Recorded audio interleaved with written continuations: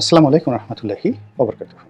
সম্মানিত দর্শক, বাংলাদেশ ইসলামিক রাজনৈতিক দলগুলোর মধ্যে নিঃসন্দেহে জামাত সবচেয়ে সুসংগঠিত।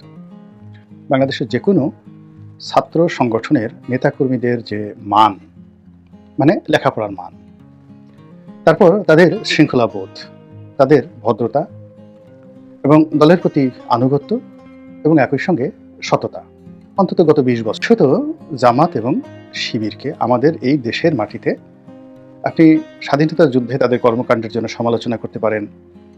তারপর বিভিন্ন সময় তারা এই একবার বিএনপির সঙ্গে গিয়েছে, একবার জামাতের সঙ্গে গিয়েছে, একবার আওয়ামী লীগের সঙ্গে গিয়েছে। এসব নিয়ে সমালোচনা করতে পারেন। কিন্তু তারা চাঁদাবাজি করেছেন, তারপরে চুরি করেছেন, ধর্ষণ করেছেন, অন্যান্যরা কোনো পাগলও বিশ্বাস করবে না। অধিকন্তু তাদের গেট আপ, মেকআপ, তারপর মোটামুটি তাদের যে রিক্রুটমেন্টগুলো, এগুলো একটা স্ট্যান্ডার্ড তারা মেনটেন করে। যেমন ধরেন একটা উপজেলাতে তারা যাকে আমির বানাবেন, এখন উপজেলা আমির হিসাবে তারা ওই উপজেলার সবচেয়ে শিক্ষিত মানুষদের মধ্যে দুর্নীতির এবং সন্ত্রাসের কোনো বালাই নেই, এই সমস্ত মানুষকে তারা সাধারণত নেতা নির্বাচন করেন। তো সেই দিক থেকে আমাদের দেশে জামাতের রাজনৈতিক যে আইডিওলজি, সেই আইডিওলজির দুটো অংশ। একটা হলো ধর্মীয় আইডিওলজি। তো ধর্মীয় আইডিওলজি নিয়ে তারা যে মওদুদিবাদ কিংবা ওহাবিবাদ কিংবা ইবনে তাইমিয়ার যে থিওরি, ইবনে কাসিরের যে মতাদর্শ, এই বিষয়গুলো নিয়ে হয়তো ইসলামপন্থী অন্যান্য যারা রাজনৈতিক দল আছে, গোষ্ঠী আছে, তারা টেকনিক্যালি দ্বিমত পোষণ করেন, কিন্তু আম জনতা এই জিনিসগুলো বুঝতে চান না। তারা এখনো পর্যন্ত অনেক ওয়াজ হয় জামাতের বিরুদ্ধে, এবং যে সকল তাদের যারা প্রতিপক্ষ খুব নির্মম ভাষায় তাদেরকে নবী বিরোধী, তাদেরকে ইসলাম বিরোধী, অনেকে তাদেরকে কাফের বলে পর্যন্ত ফতোয়া দিয়ে থাক, তাদেরকে ঠিক ওইভাবে প্রতিপক্ষের গালাগাল অনুযায়ী তাদেরকে কথাবার্তা এইভাবে বলে না। শিবির নিয়ে একই অবস্থা। ছাত্রলীগ বা ছাত্রদল, তারা যে যেখানে পারে শিবিরকে সবসময় তারা শাসন করেছে, শোষণ করেছে, নির্যাতন করেছে, কিন্তু নিজের অজান্তে, সেই নির্যাতনকারীরাই নিজের অজান্তে একটা অনুসরণ করা ছাড়া অন্য কোনো অপরাধ করেনি। আমাদের চাঁদাতে ভাগ বসায়নি, হলের সিটটা জোর করে দখল করেনি, বা আমাদের কারো টাকা পয়সা মারেনি। তো এইভাবে বাংলাদেশে জামাত এবং শিবিরের যে রাজনীতি, পরস্পর বিরোধী যে একটা অবস্থান, সেটার মধ্যে চলছে। এর মূল কারণটা হলো যে মহান মুক্তিযুদ্ধের সময় তাদের যে ভূমিকা, এই ভূমিকাটাকে তারা এখন পর্যন্ত স্পষ্ট করতে পারেনি, গ্রহণযোগ্য করতে পারেনি, এবং তারা এখন পর্যন্ত তাদের যে পারেননি। তারা সবসময় নিজেদেরকে ইসলামপন্থী, তারপর নিজেদেরকে আল্লাহর ওলির দল, নিজেদেরকে জান্নাতি, বা তাদের দল করলে খুব সহজে জান্নাতে যাওয়া যাবে, এই মতাদর্শগুলো তারা অন্তরে ধারণ করেন, মস্তিষ্কে ধারণ করেন। ফলে আমাদের দেশের যে সাধারণ চোর আছে, সুট্টা আছে, সমাজের যে লোক একটু ছোটোখাটো বিচার সালিশ করে দুটো ডিম সালিশ থেকে নিতে চায়, গ্রামের একটা টাউট মেম্বার আছে, তো এরকম আসলে যারা রাজনীতি করেন, প্রচলিত রাজনীতি, এমপি সাহেব আছেন, এলাকার এমপি সাহেব, তিনি খুব ভালো সৎ, নামাজ কালাম পড়েন, কিন্তু সময়ের প্রয়োজনে দেখা গেল এলাকার এক ধর্ষণকারী, সেও দেখা গেল এমপি সাহেবের বেডরুমে বসে এমপি সাহেবের সাথে এক টেবিলে বসে খাবার খাচ্ছে।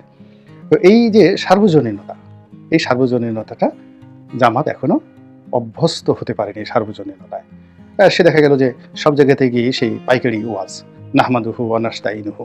তো কোথাও গিয়ে হরিবল বলা, যেটা আমাদের প্রচলিত রাজনীতিতে, কোথাও গিয়ে আদাব বলা, কোথাও গিয়ে নমস্কার বলা, কোথাও গিয়ে দাদা, সবসময় সালাম পেতে যায়। কিন্তু জামাতের আমির কারো পা ধরে সালাম করেন, এবং সেটা কারো হিন্দুর পা ধরে সালাম করেন, এটা আমাদের এই সমাজে মানে কল্পনাই করা যায় না। জামাত তো এই দৃশ্য দেখলে মরেই যাবে গড়াগড়ি করে। কিন্তু রাজনীতিতে কি হচ্ছে?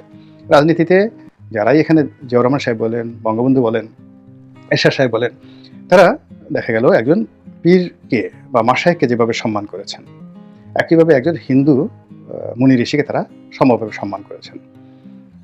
অন্তর থেকে না করলেও বাইরে প্রচার দেখা গেল যে খ্রিস্টান ফাদার যিনি আছেন বা বৌদ্ধ যিনি ভিক্ষু রয়েছেন, তাদেরকে ঠিক ওইভাবেই মর্যাদা দিয়ে আসেন। ফলে এরা সার্বজনীন, সকল মানুষের সঙ্গে তারা রাজনীতি করতে পারে, পাহাড়ে গিয়ে করতে পারে, সমতলে গিয়ে করতে পারে, কৃষকদের মধ্যে গিয়ে করতে পারে। কিন্তু জামাতের যেটা পাজামা পাঞ্জাবি, এখন সবসময় তাদের পাজামা পাঞ্জাবি পড়তে হবে।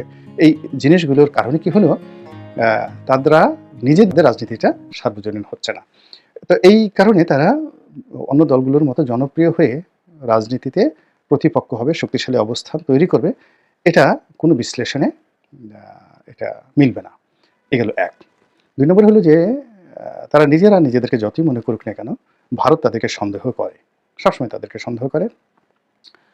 এমনকি পাকিস্তানও তাদেরকে বিশ্বাস করে না। এটা খুব আশ্চর্যের ব্যাপার। এটা নিয়ে আলাদা একটা ভিডিও করতে হবে যে কেন পাকিস্তান তাদেরকে বিশ্বাস করে না। পাকিস্তান অবশ্যই বিএনপিকে গ্রহণ করবে, জামাতকে নয়। কেন? এটারও একটা কিন্তু আ যাকে বলে চমৎকার একটা অঙ্কের হিসাবপত্র এখানে আছে। তৃতীয়ত পশ্চিমারা জামাতকে ভয় পায়। প্রচণ্ড ভয় পায় এবং তাদের সম্পর্কে তাদের একটা ফোবিয়া রয়েছে, আতঙ্ক রয়েছে। এবং এই আতঙ্কটা নিয়েই আমি অনেক আগে সেই আ জুলাই, আগস্ট, সেপ্টেম্বরের মাসের দিকে আমি বলছিলাম যে আগামীতে যে দেশি-বিদেশি চক্রান্তগুলো শিকার হবে, আ আওয়ামী লীগ তো উচ্ছেদ হয়ে গেছে। ১ম এই রাজনীতির শিকার হবে জামাত। তারপরে শিকার হবে বিএনপি। এখন দেখেন অবস্থা কি দাঁড়িয়েছে। বিএনপি যেহেতু আমি বিএনপি দলটা করি, তবুও আমি বলব কিন্তু জামাত আজকের আলোচনায় জামাত নিয়েই আমি থাকি। সম্প্রতি সমকাল পত্রিকার একটা রিপোর্ট দেখলাম। প্রাইভেট সংগঠন এনজিও বা সেখানে ওদেরকে বলা হয় থিংক ট্যাঙ্ক। তো এই থিংক ট্যাঙ্ক তারা শিবির, জামাতের যে সংগঠন শিবিরকে বিশ্বের ৩ নম্বর সন্ত্রাসী সংগঠন হিসেবে তারা তালিকাভুক্ত করেছে। এবং ১ নম্বর হিসেবে তারা আইএসকে, ইসলামিক স্টেট তাদেরকে তারা করেছে। ২ নম্বর হলো তালেবানদেরকে আর ৩ নম্বরে শিবিরকে।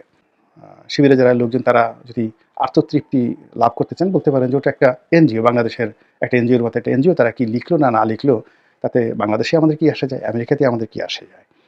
কিন্তু আমেরিকা, ভারত এবং ইংল্যান্ড মানে এই দেশগুলোতে ব্যাপার হলো যে সেখানে সরকার অনেকগুলো থিংক ট্যাঙ্ককে নিয়মিত পরিশোধ করে। গবেষণা চালানোর জন্য তাদেরকে নিয়মিত মাসোহারা দেয়। এবং তারা সেই গবেষণাগুলো করে, আবার সেই গবেষণাগুলো তারা কিনে নেয় এবং কিনে নিয়ে সেই গবেষণাগুলো আবার তারা কিন্তু রাষ্ট্রীয়ভাবে সেগুলো ইমপ্লিমেন্ট করে। যারা মার্কিন নীতি সম্পর্কে জানেন, পড়াশোনা করেন, তারা এই জিনিসগুলো জানেন। আমেরিকাতে প্রায় সব কিছুই প্রাইভেট। ইভেন হোয়াইট হাউসের যে ভাড়া করা, হায়ার করা এবং এদের একটা বিরাট অংশ বাড়িতে বসে কাজ করছে। এদের একটা বিরাট অংশ এমনকি হোয়াইট হাউসের অনেক কর্মকর্তা আছেন যারা ভিনদেশী, অন্য দেশে বসে কম্পিউটারে বসে হোয়াইট হাউসের হয়ে কাজ করছে। খুব অল্প পার্মানেন্ট রিক্রুটমেন্ট সেখানে রয়েছে। তো মিলিটারিরও একই অবস্থা। সেখানে ভাড়াটিয়া মিলিটারি পাওয়া যায়, পুলিশ ভাড়াটিয়া পাওয়া যায়, তারপর প্রাইভেট পুলিশ। তো ওদের সিস্টেমটা আপনি না বুঝলে মূলত আপনি ভুল করবেন।